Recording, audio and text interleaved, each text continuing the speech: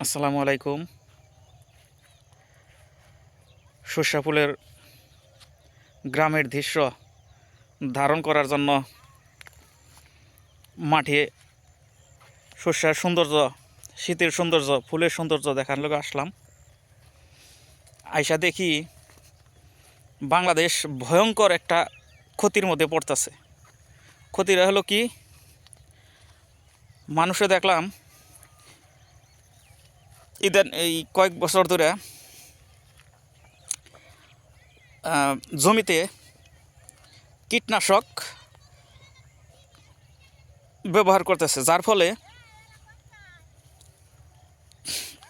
ফুলের মধ্যে ওই বিষটা পড়লে, কীটনাশকটা পড়লে, ওই ওইগুলো পড়লে ওই ওই ফুলে যদি কোনো কীটপতঙ্গ মধু আহরণ করতে যায় তাহলে ওই কীটপতঙ্গ মারা যাবে।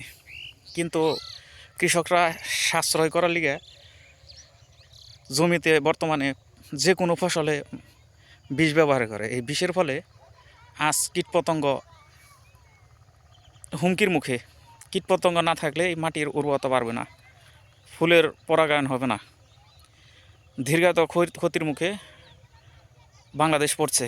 এটা সরকারের উচিত এই বিষ ব্যবহার নিষিদ্ধ করা, একবার পুরোপুরি নিষিদ্ধ করা। সার দিক ঠিক আছে, কিন্তু বিষটা পুরোপুরি নিষিদ্ধ করা, যার ফলে আজকে দুই বছর যাবৎ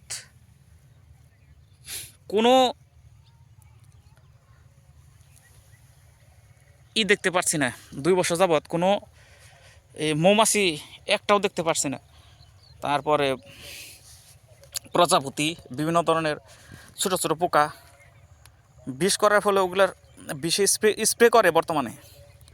ওই স্প্রে করার ফলে ওগুলার শরীরে বিষ লাগলে ওগুলা শরীরে পড়ার সাথে সাথে ওই পোকাগুলো মারা যায়।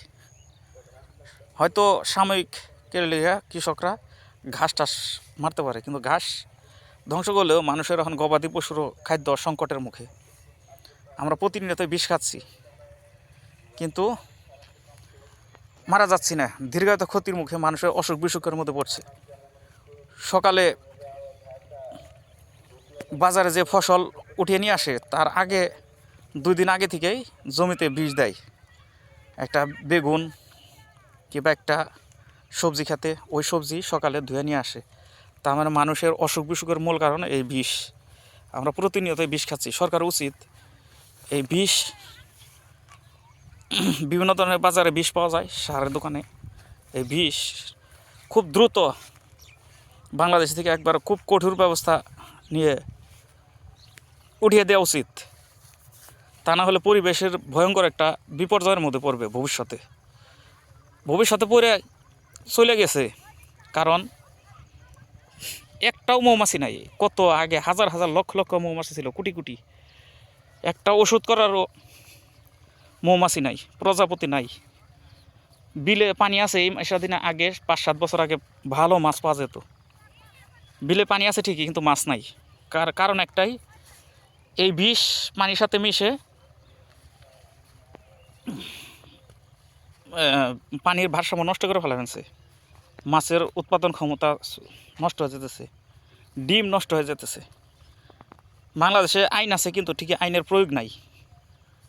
আমরা চাই আইনের প্রয়োগটা জানি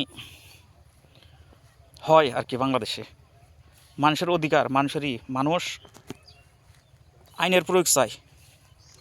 খুব দ্রুত এই বিষ বন্ধ করা উচিত সরকারের।